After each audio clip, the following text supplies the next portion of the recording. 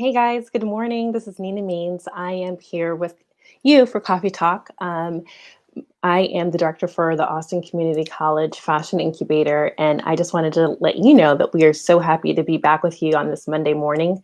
The world is still doing what the world's been doing, so we are not going to, ignore all the things that are going on. But there are some really exciting things that are happening regarding emerging brands and some really great ways that I've been seeing new brands emerge even during these challenging times. So, what we're going to do is we're going to focus on the positive today. There's so many other things that we could be focused on, but today we are going to focus on what's good, right?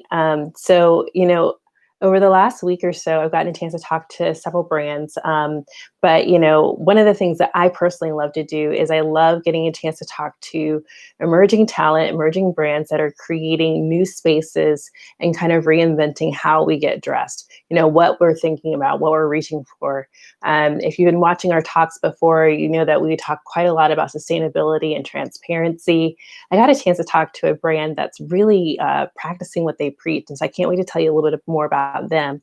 But then I also got a chance to talk to a brand that is working on a new women's wear line that I'm actually going to have to keep that brand hush until they're ready to launch. But I think there's some valuable tips that I can share with you about some of the things that we discussed that could help you understand a bit more about how this time and how product development is really happening for emerging designers.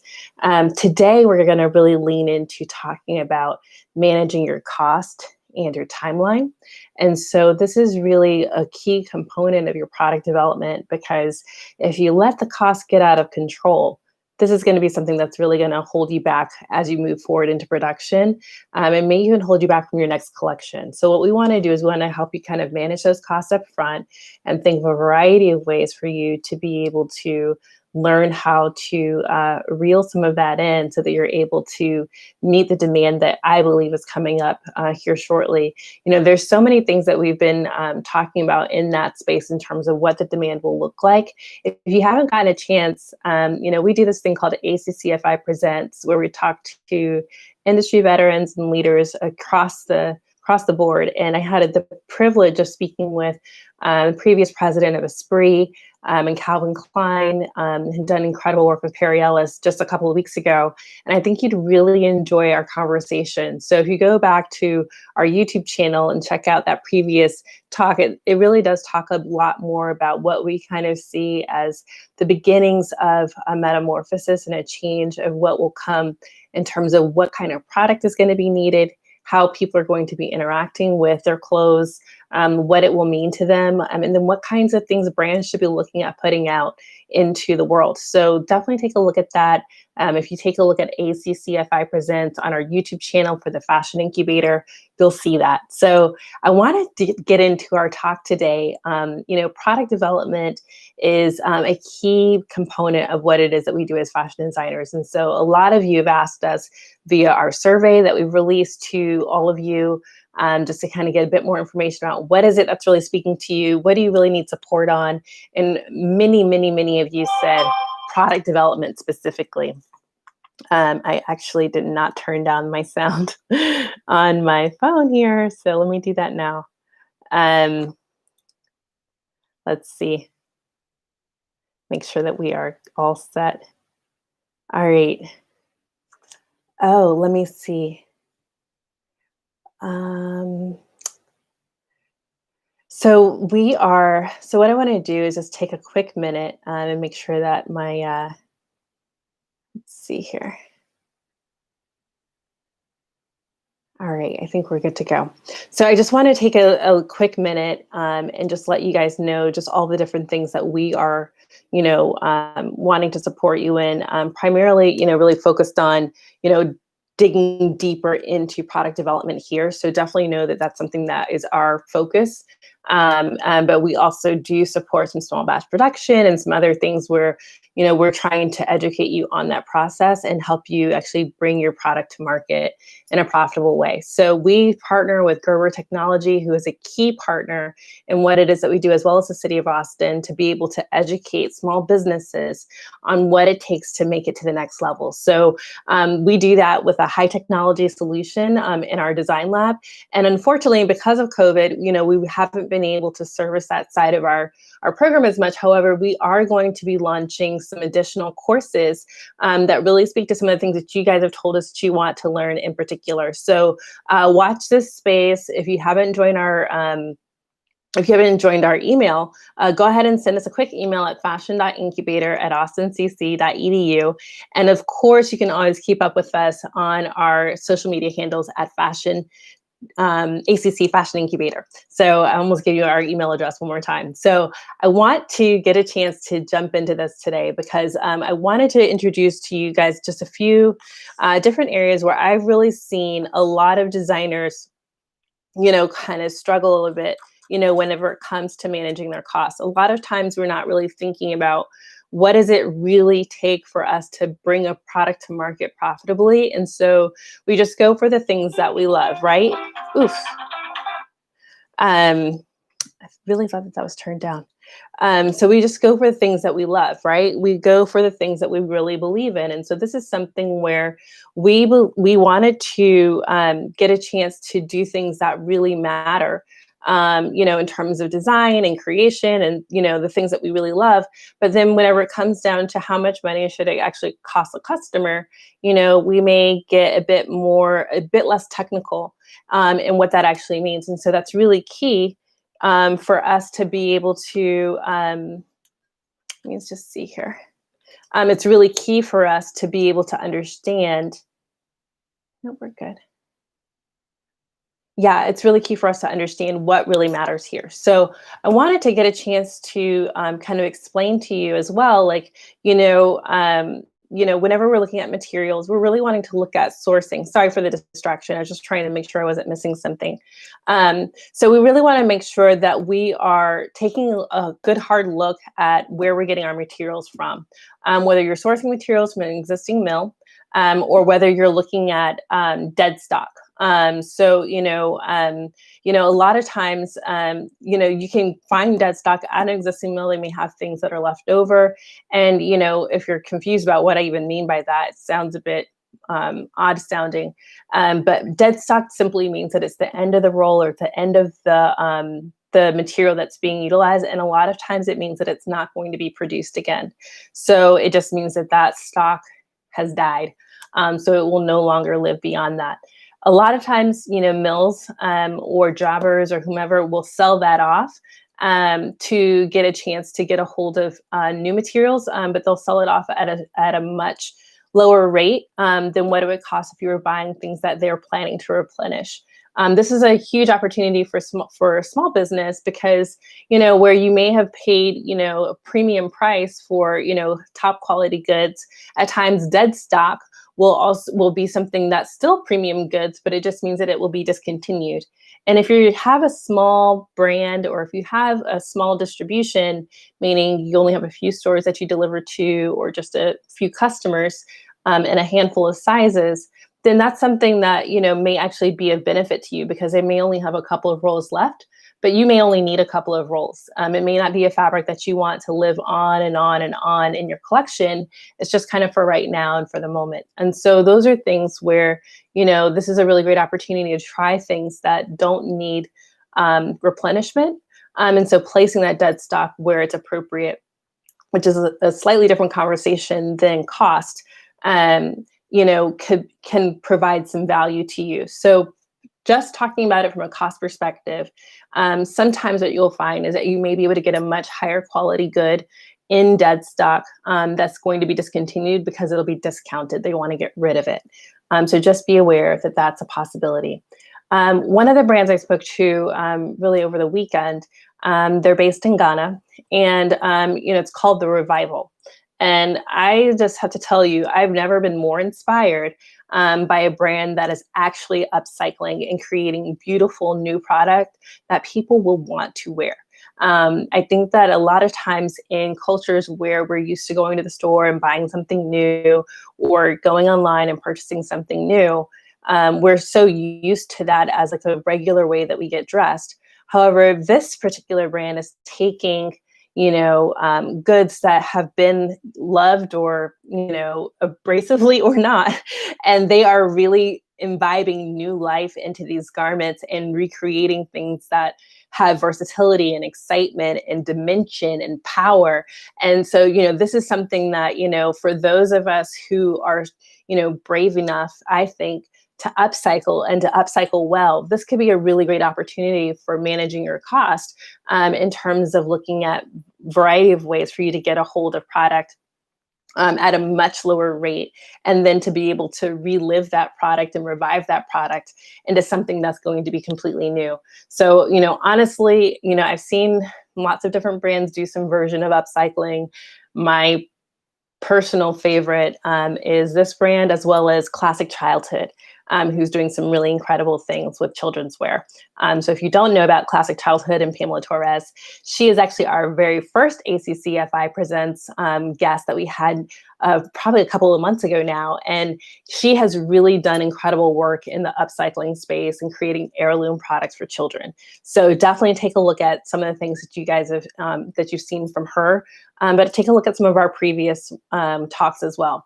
So again, material sourcing, guys, is really all about, and where we're looking at managing costs is, sometimes you'll be able to go directly to the mill and be able to get a good quality product at the right price for what it is that you're trying to get to. But keep in mind that this is going to be most likely your highest cost over a lot of your, besides labor. It will probably be your highest cost of your garment. And so what you put into this space is really important, whether it's the fiber that you're choosing, whether it's recycled or not, whether it's dead stock, whether it's, from found goods and you're repurposing it into something else. This particular piece of your cost is going to be huge. So please, please, please be aware of what that can do for your bottom line. The other part that's really going to drive your cost is really going to be centered around design. So design is really where we kind of decide how complicated or not the garment is going to be. So if it's a t-shirt, it's typically really easy for a factory to put something like that together, or it's really easy for you to put it together, easier, we'll say. It's a couple of different, a handful of different machines that are needed. But it's something that, it's something that people have been doing for some time. So there's not a lot of explanation that needs to go into it. It's a t-shirt, most people know how to put that together. So whenever it comes to, Simmer Paul, hi. Yeah, could you write down the names of the Ghanaian and children's brands? Yes. So the Revival, we're actually going to share, I believe we've got our team member who's watching here, who's watching the chat, Julie. We'll put in the links to the Revival and Afro District for the brands in Ghana. And then we will also look at classicchildhood.com is where you can find the children's wear brands. So thank you for asking that, Simmer Paul. It's so good to see you. You joined us here before. So thanks so much for the question. So the design, guys. So this is really where you're going to kind of sink or swim, regarding your cost. The finishes that you choose. I've talked with a variety of designers who say, I really want to charge top premium dollar for my goods, but whenever I go into the store and I look at some of these high-end labels, I'm disappointed at some of the finishes that they've put inside of the garments. They're looking for French seams and bindings on every single seam, or they're looking for, hand-stitched blind hems, or they're looking for a variety of different finishes that are labor-intensive and cost quite a lot. Thanks so much, Simmer Paul, and Julie, you're awesome. So, these are things that, guys, are going to drive your costs up significantly. It's going to increase how much material you need. It's going to increase how much trim you need. And it's going to, and for you to get a skilled stitcher who can put that together for you, it's going to cost you a bit more. So be aware of where you utilize these kinds of details. and why, and if your customer appreciates it for the price that you're trying to offer it. There's certain brands, where this makes sense, where your price point is much higher, and so you've got a bit more room in your margin and your profit to be able to pour into these different areas. But if you're trying to create a value product where you're going to sell it for under $100 or under, then this is, and sometimes under $50, depending on what it is that you're making, you're going to want to be very circumspect about what kinds of finishes and design choices you make. Anytime you change, material, or you're changing a color, that's going to be a change of the thread of the needle. There are going to be a lot of different things that are happening in the back end to realize that product. So simple but high impact is really where we see a lot of value, kind of in a slightly lower price point, but then also being able to introduce higher end materials, kind of driving the cost up that way when you want to get into more luxury. So it can still be simple and elegant, but it's really about where do you spend the money? Do you spend it on materials?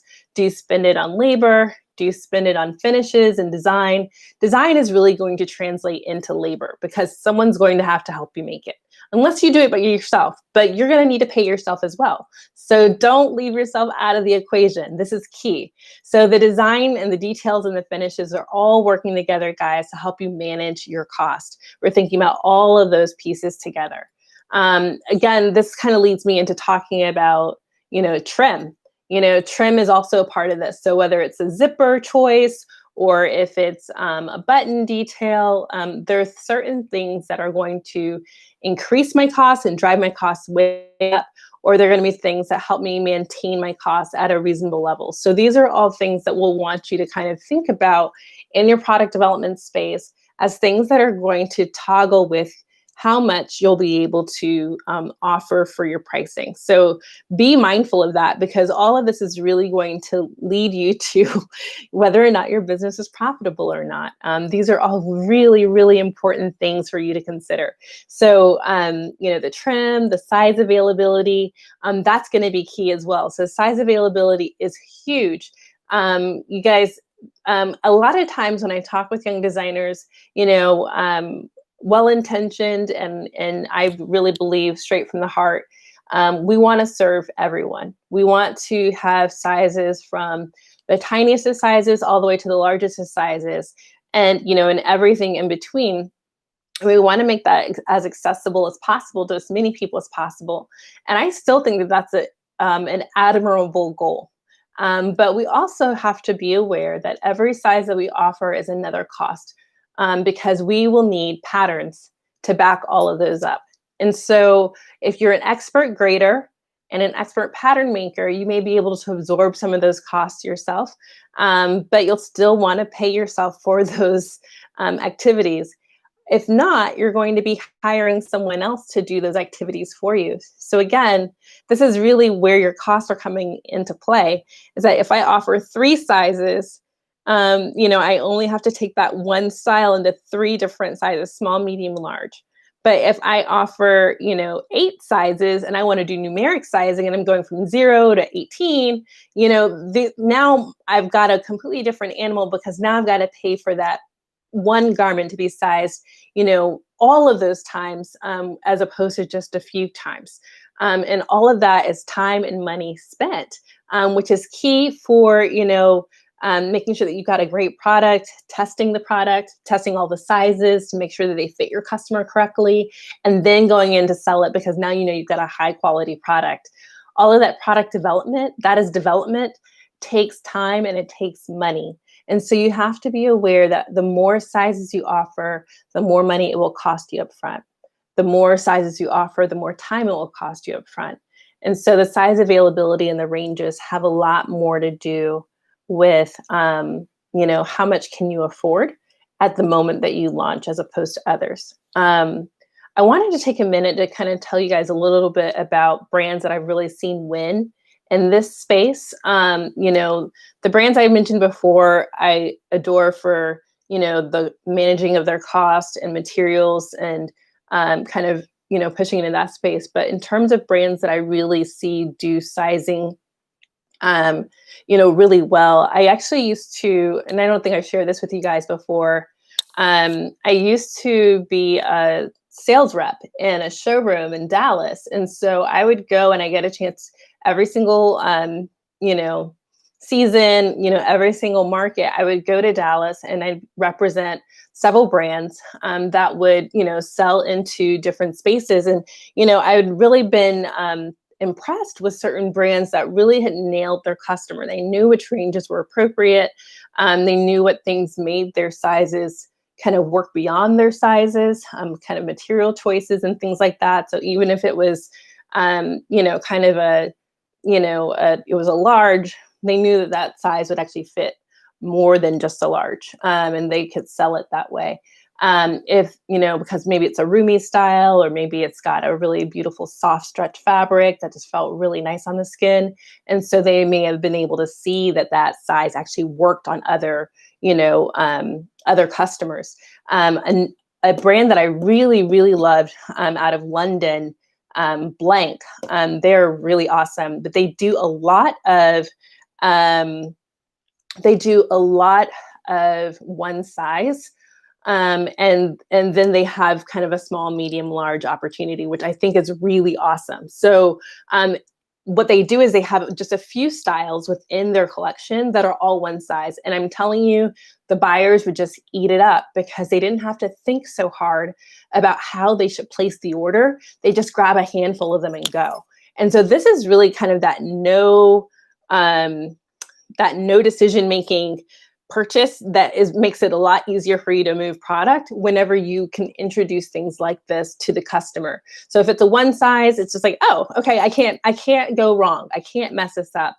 And there are times whenever people would be a bit skeptical of the one size, and they're like, I don't know, I know you say one size, but I'm not sure. And sure enough, they'd put it on, and that one size fit, guys. Like, that one size was working on their small customer, their medium-sized customer, their large customer. They didn't have to think about it. And so this is a really great opportunity to think about, what in my collection could I offer that's just one size, while I also offer the things that are size. So this could give you a break on your cost by not having to do a size break. That's what we call it, a size break, on every single style. Summer Paul, I love you. This is I love you kind of calling in and chatting with us on this. Also the size, I want to read what Summer Paul says. Also, the size set ratio of sizes that affects fabric consumption, hence cost allocated to each piece. Yes. More important for knits. Yes, sold by weight. So guys, so this happens quite a lot. Thank you. That's good content, man. Thank you. So one of the things that we really love to talk about is, not just the sizing, but how much fabric that size takes up. And so that now becomes the yield. And so whenever you're moving a lot of product, guys, this is where it really counts, because now that product weighs something. And so if you're bringing that product into the US, or you're moving it out of the US, weight matters. If you're working in small units and small sizes, you may not see this as much. However, especially when you're working with knits get really heavy when you pack them.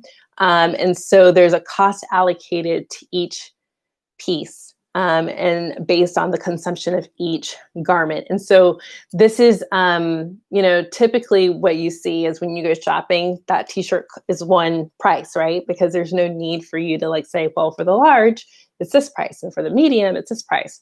What we do as a designer is, you're going to even that out, right? So now everyone's paying for all the sizes and all the yield, and we get a general cost per unit.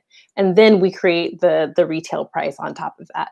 So that's really an opportunity for you to kind of think about, how much material is it really going to take you to do it? And how many units are going to get ordered in each size? Again, when you go back to one size, for things that it fits for, things that it works for, you can actually get away with a lot in terms of being able to manage this without having to go into every single size and measure it all out. But you will have to do that. So imagine again, where I was talking to you before about doing a lot of sizes, extra small to extra large, or size 0 to a size 18. Awesome to do. If you have the capital to do it, I go for it. But typically for emerging designers, it's really difficult for you to meet all of those sizes and to be able to meet the demand across them. Because let me just tell you one more thing about this with sizes and money. Even if I don't have every size made, and say I just make the size medium for what we call like a salesman sample. So the buyer gets to see my salesman samples in the size medium. And I'm like, okay, we love these. This is beautiful. Sometimes people do salesmen's and smalls. I have started doing salesmen's and mediums because a lot of times the buyer may actually want to try the garment on. And so you don't know who your buyer will be, and they're not all size small. So sometimes it's helpful to do like the middle size, the sample size in the medium instead of the small. Some people have a different idea about that. I've seen people do the sample size in a small because it uses less fabric. And so that's the reason why they'll do it in the small. And sometimes people think it looks cuter on the hanger. The beauty's in the eye of the beholder. We will not come down on that. However, I will say that a lot of times whenever buyers are trying new brands, they're going to want to see how it feels on themselves, to see if their customer is going to respond to it correctly, or if it feels like the other garments they have in the store. So if I were you, I would make it available for the buyer to try it on, or at least to be able to see how it feels, as opposed to making it cute on the hanger. That's my personal feeling. However, totally your call. There's not really a right or wrong way, but we want to help you sell. And so, in terms of looking at, I kind of went into the rabbit hole with that one, but to come back out of that, the goal of that train of thought was really to kind of say, hey, specialty store buyers may want split sizes. And as an emerging designer, you've got to decide whether or not you're willing to deliver split sizes. And what I mean by that is if the buyer has a specific customer in mind that they believe is going to come in and purchase that garment, they may say, I want the size 6 and 8. They will skip the 10, and then they'll say, I want the 14 and 16. Skip the 10 and the 12. And then they want the 14 and 16. Now, as a designer, I actually still have to grade the 10 and the 12 as well. So even if I show them the salesman sample, they place their order, they say, I want the 6 and the 8, they skip 10, 12, and then they want the 14 and 16. I'm not grading 4 sizes, guys. I'm grading 6. And so the more complicated the design is, the more complicated, all the interior details are, those are all things that I have to consider, and I have to pay for all of that to be done or spend the time myself to grade effectively all the way up to every single size. You can't skip sizes when you're grading. So the 10 and 12 will be graded. It just has to be graded. So just be aware that what you accept will also affect your pricing and may eat into your margins if you don't already capture that in your suggested retail. So be aware of that, or your wholesale price if you're selling the specialty. So be aware of that. These are all costs that you're going to have to manage. I figured that this was going to happen. I only have a couple of minutes to talk about time, which means I will push time to the next conversation. However, guys, I really try to pour in as much as I possibly can during this time. I know I talk fast because I get so excited about what it is that we're talking about here. And I want to make sure that you're armed to do your very best work. So, whenever we look at going through your costs, there's still much, much more that we can go into. If you become a part of our designer in residence program, we will pull and tease and pull apart all the details that go into cost that really help you to become profitable. But we really just wanted to give you just a taste of that here in our talk on product development for emerging designers. So in this last minute, talking about time, I'm actually not going to cram it all in this talk. You guys are going to have to come back and talk with me next week about time and how important your time is when creating the garment, how important your factory's time is when managing the production of your garment, and how important the time is for your contractors. So we're going to help you understand a bit more about time, what your product development timeline may look like, and cover a little bit more regarding that. So there's going to be a lot more for us to discuss. I believe you're here because you really want to know what it's going to take you to go to the next level. We'll be launching a news class series in August, kind of so you want to be a fashion designer. So you want to start your own business. So it's going to give you a bit more information about how it is that we do what we do. But it's going to help you go really, go deep, guys. This is really, a month-long course where we'll see you a few hours every single week to get a chance to really pull apart all of the construct of what you need to be able to start your fashion design business. And if you become a designer in residence, which is kind of our next phase or next step, we really do a full pullback of your business and really do a deep dive to help you get to the next level. So join us on this journey. We are excited to walk alongside of you and support you during this time. We really believe you've got what it takes, or else you wouldn't be here. And we really look forward to getting a chance to catch up with you guys soon. This Wednesday, we are actually going to have a bye week. So we're not going to do Workshop Wednesday this Wednesday. If you have not caught up on the last, thank you, Simar Paul, you're amazing. If you've not gotten a chance to catch up with us on our previous Workshop Wednesdays, go back and just kind of do a binge watch of the last Workshop Wednesdays and get all caught up, so that whenever we get together next week for the next stage of our Workshop Wednesday on technical design, you'll be all caught up and you'll know exactly what we're talking about. We just keep building on it every single week. This Friday, we will be back with ACCFI Presents, and we will let you know who that person is via email. So if you join us on fashion.incubator@austincc.edu, we will let you know who that next speaker is via our email. Or if you follow us on Instagram, LinkedIn, Facebook, or Twitter, you can find us at ACC Fashion Incubator. Guys, it's been a pleasure. My name is Nina Means. I'm the director for Austin Community College Fashion Incubator, and you've been watching Coffee Talk. So thanks, guys, so much, and we'll see you soon. Bye.